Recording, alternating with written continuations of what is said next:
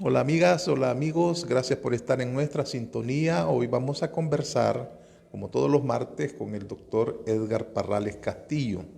Edgar, un gusto tenerte nuevamente en el programa La Mesa Redonda. Gracias, es igualmente para mí. Hoy vamos a abordar el tema de las sanciones contra la policía, pero ya esto se ha venido manejando. Ahora yo quisiera que vos concretaras cómo se van a traducir estas medidas en el día a día, tanto para ellos, ¿verdad?, como institución y para el ciudadano, ¿verdad? Sí. Ok, gracias. Bueno, pues fíjate, Sergio, que para tocar el tema no puedo omitir remontarme a los tiempos de los años 80, cuando el comandante Tomás Borges fundó la Policía Nacional, ¿verdad? Y él se ufanaba de decir que la policía iba a ser garante de la alegría del pueblo, ¿verdad? No sé hasta qué punto él pudo, digamos, prever la metamorfosis que la Policía Nacional iba a sufrir. A no ser que él, cuando hablase de esa policía, estuviese pensando en una policía que iba a garantizar a una población sandinista y no a toda la población, ¿verdad? Y en todo caso, pues, no sé cuál sería la actitud de él ahora cuando se ve a esta policía totalmente otra cosa, diferente de lo que sería esa garantía de la alegría del pueblo. Porque si le preguntamos al pueblo hoy por hoy, nadie te diría que la policía garantiza la alegría del pueblo, sino más bien la policía se ha convertido en el órgano represor del régimen para violar todos los derechos de la población. ¿Ya? Definitivamente que la sanción que le aplica el Ejecutivo norteamericano a través del Departamento del Tesoro es algo, digamos, devastador, contundente, ¿verdad? Porque, en primer lugar, nunca habían afectado a una institución como tal. Habían afectado a personas, inclusive habían afectado a personas, cabezas de instituciones, como el presidente de la Asamblea, ¿verdad?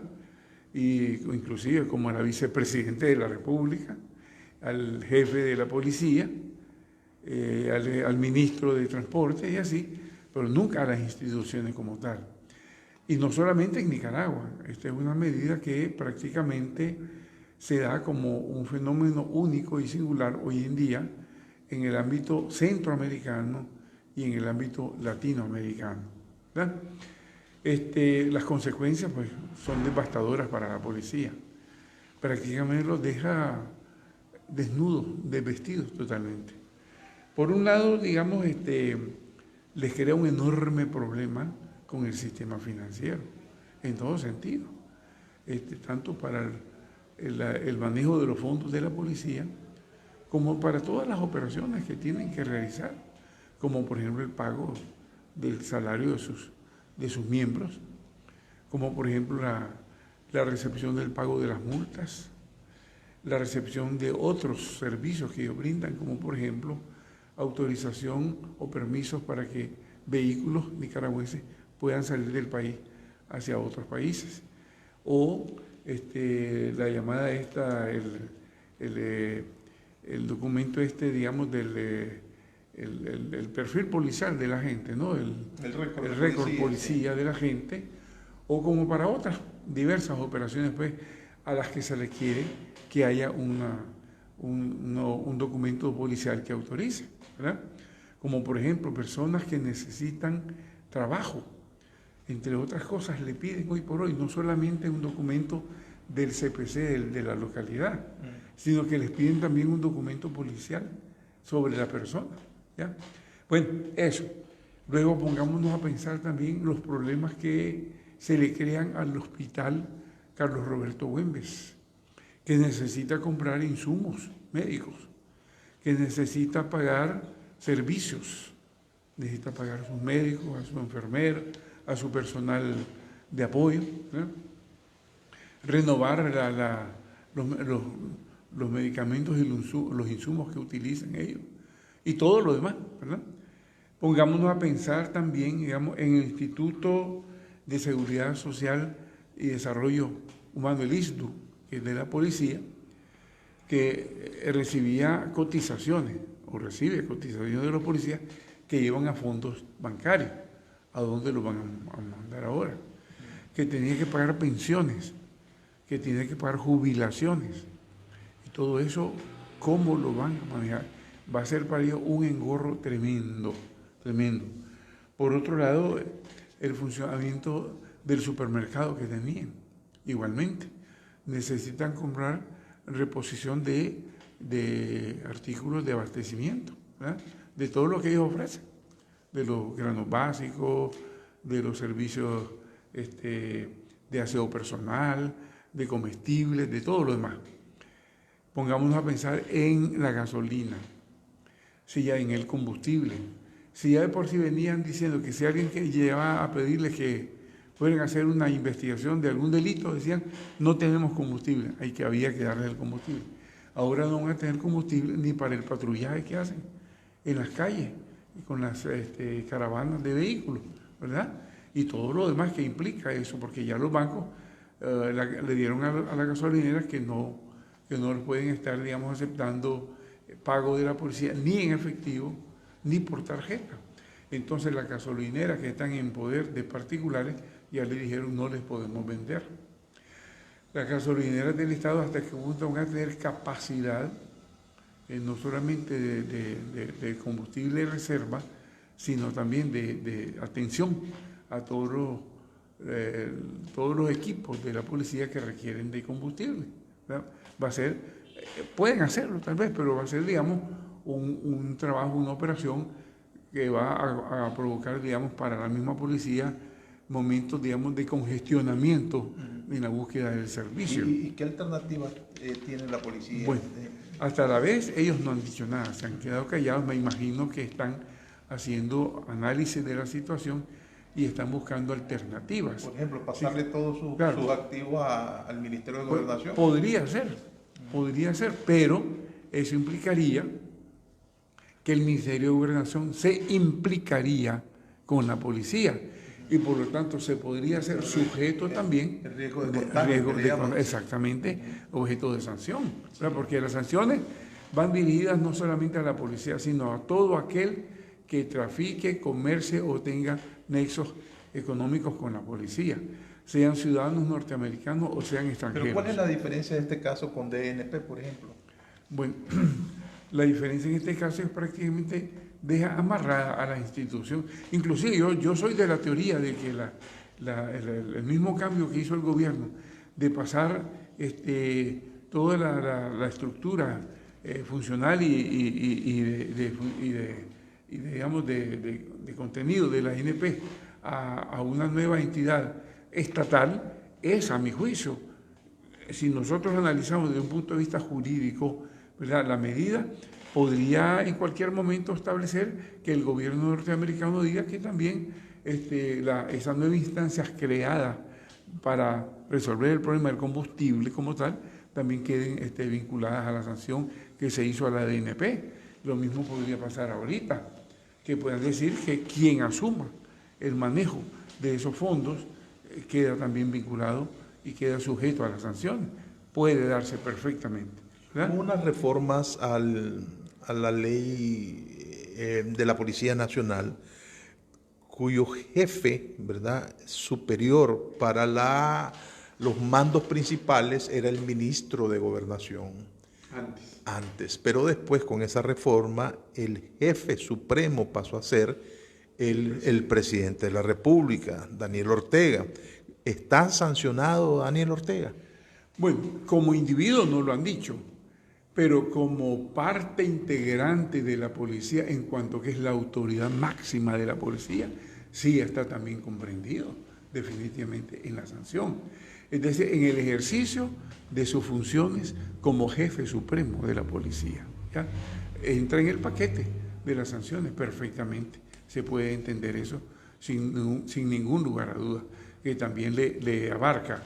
Obviamente que el gobierno norteamericano tendría que hacer una explicación o aclaración al respecto para ver cómo queda eso, pero técnicamente hablando, jurídicamente hablando, está comprendido el presidente de la República, ¿verdad?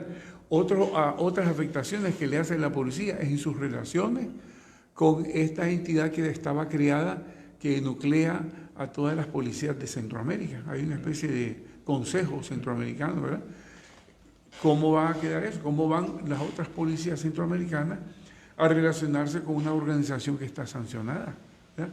Que hasta cierto punto entra en la esfera de institución criminal, de institución delictiva?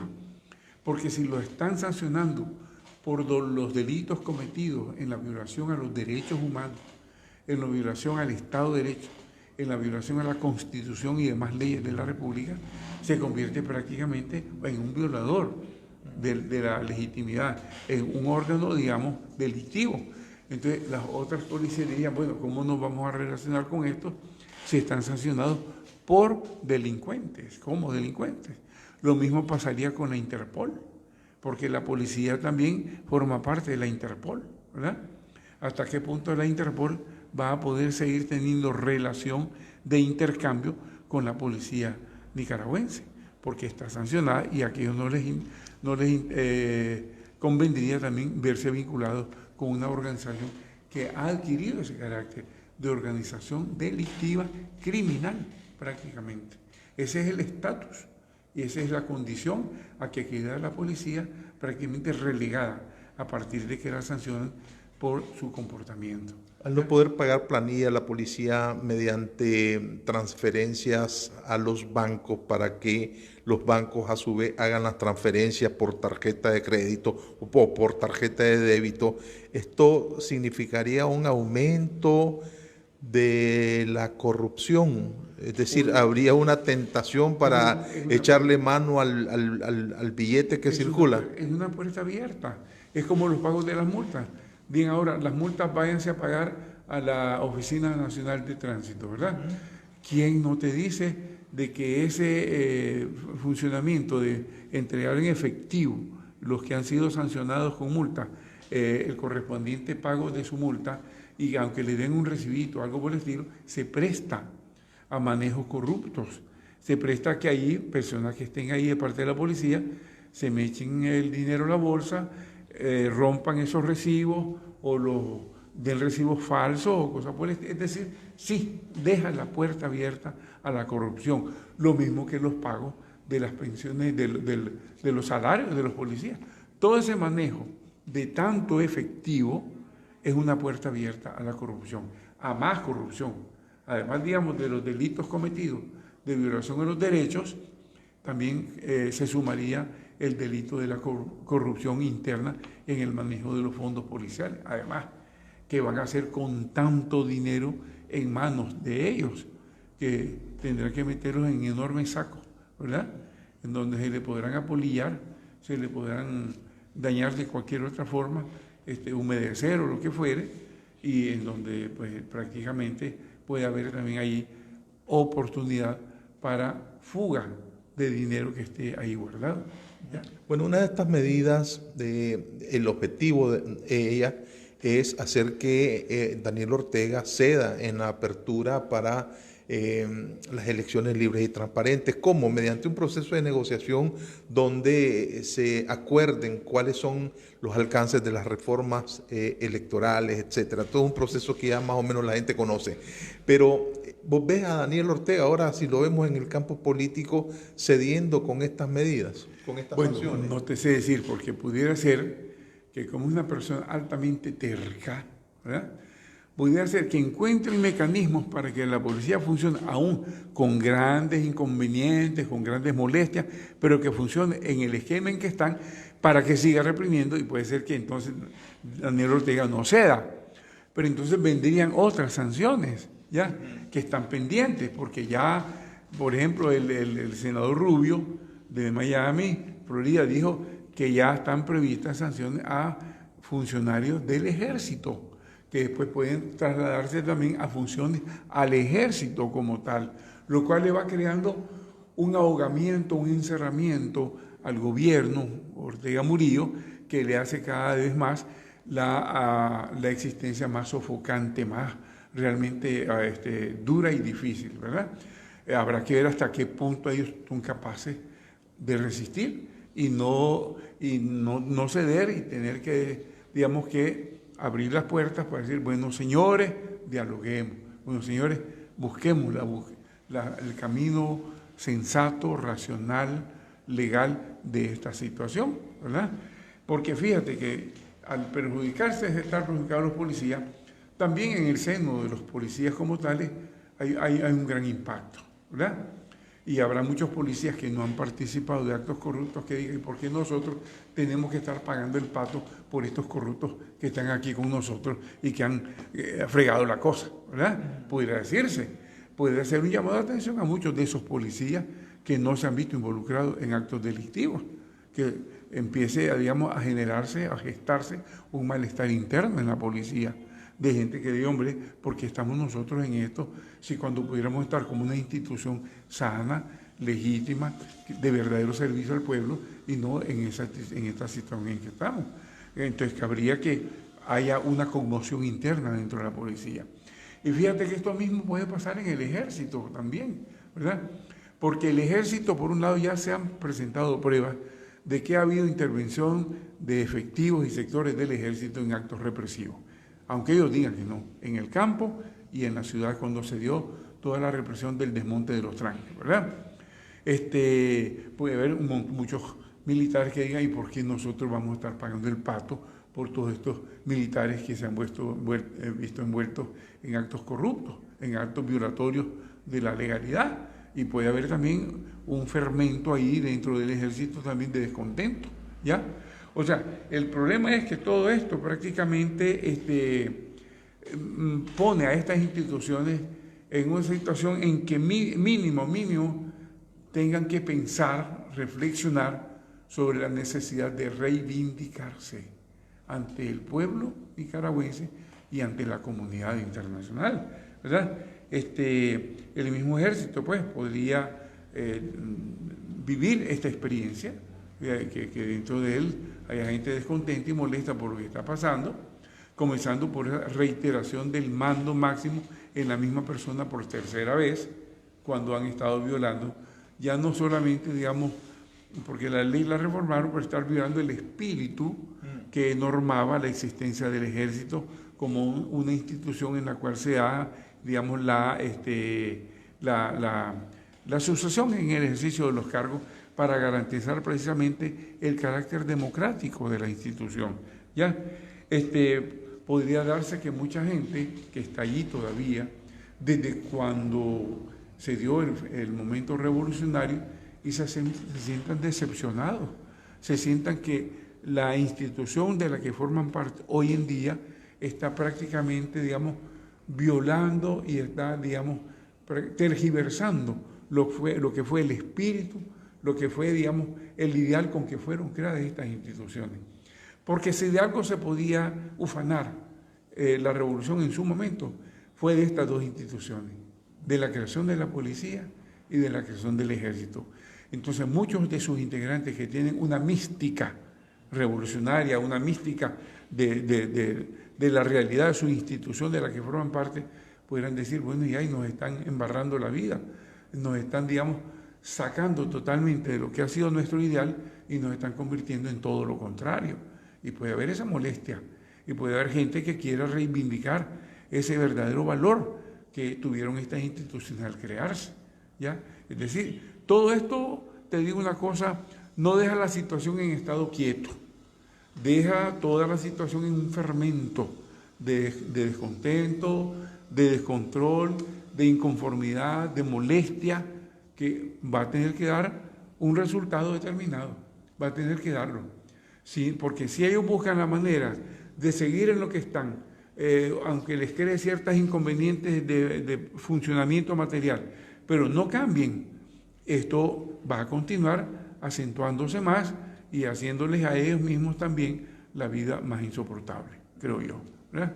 Así que me parece que estamos en una coyuntura muy importante, muy interesante, en que estas instituciones, tanto la que ahorita está sancionada como la que está pendiente de ser sancionada, ¿verdad? El ejército, que la piensen bien y que piensen si en realidad están contribuyendo a la razón de ser de su propia entidad o si están contribuyendo prácticamente a su liquidación, a su terminación como instituciones como tales, que van a tener que dar paso más adelante, inevitablemente, a la creación de nuevas instituciones que sí respondan a lo que es el servicio a la población. Edgar, yo no dudo que debe haber algún policía que responda a los principios de integración, pues, ¿verdad? De orden, de honor, ¿verdad? Que es el lema que ellos mantienen.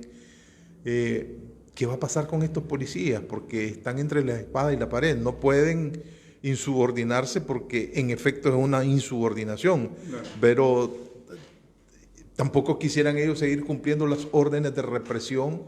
¿Cómo quedan estos oficiales que han estado al margen de la represión? Porque estoy seguro que hay. Mira, no es nada extraño que en cualquier momento veamos que instancias policiales, no solo individuos como tales, sino algunos distritos policiales o algunos cuerpos policiales empiecen a manifestarse como grupo, como colectivo, en contra de la situación que están viviendo y empiecen a manifestar su descontento, su molestia por lo que les está pasando. Y se vaya creando en la policía toda una situación, digamos, de, ¿cómo te diría yo?, de confusión interna, ¿verdad?, que los mueva a pensar, porque si el fenómeno se hace generalizado, estas instituciones van a derrumbarse totalmente, ¿ya? Y lo mismo pasaría con el ejército, pienso yo. No creo que haya mucha gente que esté tan contenta con lo que está sucediendo internamente en estas instituciones. De manera que tendremos que ver en fechas próximas a ver qué novedades tenemos y qué nuevas situaciones se dan para que las podamos analizar también. Que es previsible cualquier salida, es previsible cualquier situación que pueda darse, ¿ya? Y definitivamente puede ser para bien o puede ser para mal. Muchas gracias, Edgar, por tu tiempo. Muchas gracias a ustedes, amigos, por estar siguiéndonos en nuestra plataforma. Gracias a Radio La Costeñísima, a Radio Darío y Notimat TV por reproducir nuestro programa en sus localidades. Nos vemos mañana, nos escuchamos mañana en otro programa de La Mesa Redonda.